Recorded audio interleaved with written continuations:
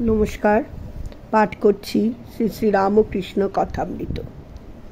তব কথামৃতং তপ্ত জীবনং কবি ভিরিরিতং কলমশাপহম শ্রবণ মঙ্গলম শ্রীমদাততং ভুবি গৃহ্ণন্তি যে ভুরিদা জনাহা।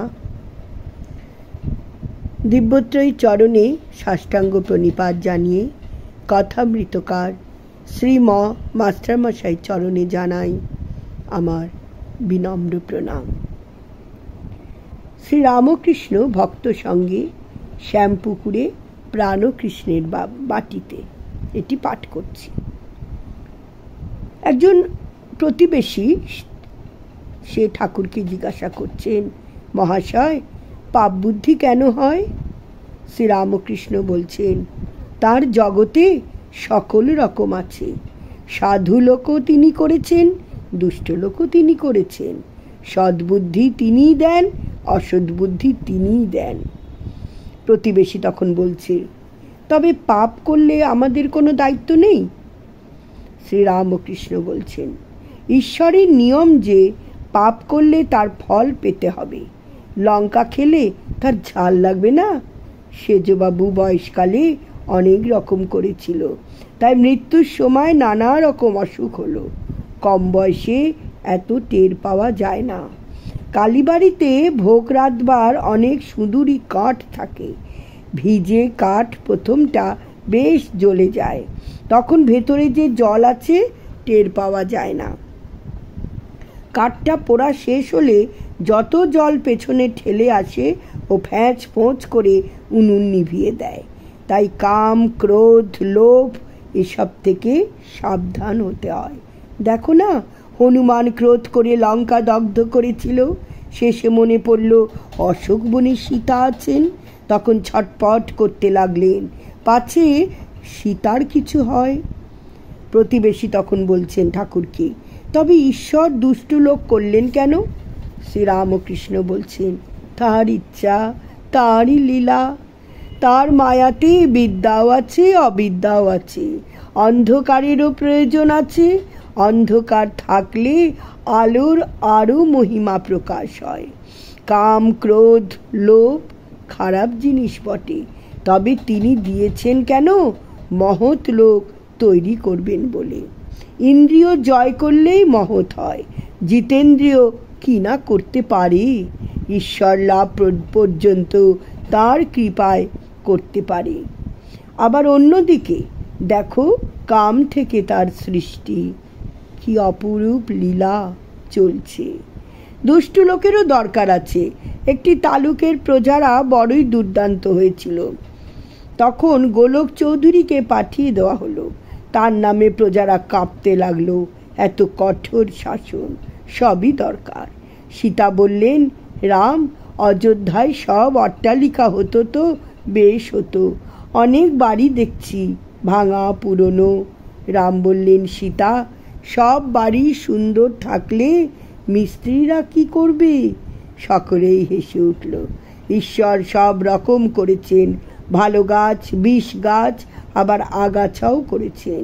জানোয়ারদের ভিতর ভালো মন্দ সব আছে। বাঘ, সিংহ, সাপ সবই আছে। প্রতিবেশী তখন জিজ্ঞাসা করছেন ঠাকুরকে, মহাশয়, সংসারে থেকে কি ভগবানকে পাওয়া যায়? শ্রীরামকৃষ্ণ বলছেন, অবশ্যই পাওয়া যায়। তবে যা বললুম, সাধু সঙ্গ আর সর্বদা প্রার্থনা করতে হয়। তার কাছে কাঁদতে হয়। মনের ময়লাগুলো ধুয়ে গেলে তার দর্শন হয়। মনটি যেন মাটি মাখানো লোহার ছুঁচ। ঈশ্বর চুম্বক, পাথর। মাটি না পেলে চুম্বক পাথরের সঙ্গে যোগ হয় না। কাঁদতে কাঁদতে ছুঁচের মাটি ধুয়ে যায়। ছুঁচের মাটি অর্থাৎ কাম, ক্রোধ, লোভ, পাপ বুদ্ধি, বিষয় বুদ্ধি, ঈর্ষা। মাটি ধুয়ে গেলেই ছুঁচকে চুম্বক পাথরে টেনে নেবে, অর্থাৎ ঈশ্বর দর্শন হবে। চিত্তশুদ্ধি হলে তবে তাকে লাভ হয়। জ্বর হয়েছে, দেহেতে রস অনেক রয়েছে, তাতে কুইনাইনে কি কাজ হবে? সংসারে হবে না কেন? ওই সাধুসঙ্ঘ, কেঁদে কেঁদে প্রার্থনা, মাঝে মাঝে নির্জনে বাস, একটু বেড়ানা দিলে ফুটপাতের চারা গাছ ছাগল গরুতে যে খেয়ে ফেলবে। প্রতিবেশী তখন বলছে, যারা সংসারে আছে তাহলে তাদেরও হবে? শ্রীরামকৃষ্ণ বলছেন, সকলেরই মুক্তি হবে, তবে গুরুর উপদেশ অনুসারে চলতে হয়। বাঁকা পথে গেলে ফিরে আসতে কষ্ট হবে। মুক্তি অনেক দেরিতে হয়, হয়তো এ জন্মেও হলো না, আবার হয়তো অনেক জন্মের পর হলো। জনকাদি সংসারেও কর্ম করেছিলেন, ঈশ্বরকে মাথায় রেখে কাজ করতেন। নৃত্যকী যেমন মাথায় বাসন করে নাচে, আর পশ্চিমের মেয়েদের দেখো নাই, মাথায় জলের ঘড়া, হাসতে হাসতে কথা কইতে কইতে যাচ্ছে। প্রতিবেশী তখন বলছে, গুরুর উপদেশ বললেন, গুরু কেমন করে পাবো? শ্রীরামকৃষ্ণ বলছেন, সে লোক গুরু হতে পারে না গা। বাহাদুরি কার, নিজেও ভেসে চলে যায়, অনেক জীবজন্তুও চড়ে যেতে পারে তাতে। হাওয়াতে কাঠের ওপর চললে কাঠ ডুবে যায়, যে চড়ে সেও ডুবে যায়।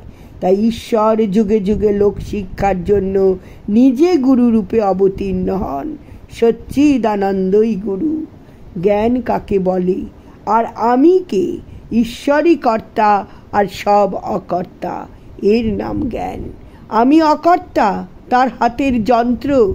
তাই আমি বলি, মা তুমি যন্ত্রী, আমি যন্ত্র। তুমি ঘরণী, আমি ঘর। আমি গাড়ি, তুমি ইঞ্জিনিয়ার।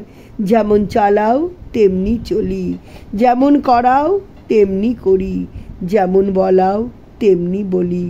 নাহং নাহং তুহু তুহু, নাহং নাহং তুহু তুহু। সবাই ভালো থাকুন, ঈশ্বরে মতি রেখে সমস্ত রকম অশুভ শক্তিকে আমরা যেন বিনাশ করতে পারি এবং বিবেক চৈতন্য সহকারে জীবনে এগিয়ে চলতে পারি। সেই শিক্ষা, সেই নীতি, সেই আদর্শ আমরা রামকৃষ্ণ ভাব সাম্রাজ্য থেকে গ্রহণ করব। সবাই থাকবে না কোনো দেশ, থাকবে না কোনো লোলুপতা, থাকবে না কোনো কপটতা, থাকবে না হিংসা, ক্রোধ। সবাইকে অপরিসীম ভালোবাসা আবেশে আমরা ভরিয়ে রাখব। এই হবে আমাদের দৃঢ় অঙ্গীকার, এই হবে আমাদের দিব্যত্রয়ী প্রকৃত শিক্ষা লাভ, প্রকৃত ভক্ত সন্তান হয়ে যেন আমরা উঠতে পারি। আজ শেষ করলাম। সবাই পড়ুন শ্রী শ্রী রামকৃষ্ণ কথামৃত। এর অমৃত কথা এ যুগের ভাগবত। ওং স্থাপকায় চ ধর্মস্য সর্বধর্মস্বরূপিণে অবতার বরিষ্ঠায় রামকৃষ্ণায় তে নমঃ। জয় ঠাকুর, জয় মা, জয় স্বামীজি মহারাজ। প্রণাম তোমাদের চরণে। নমস্কার।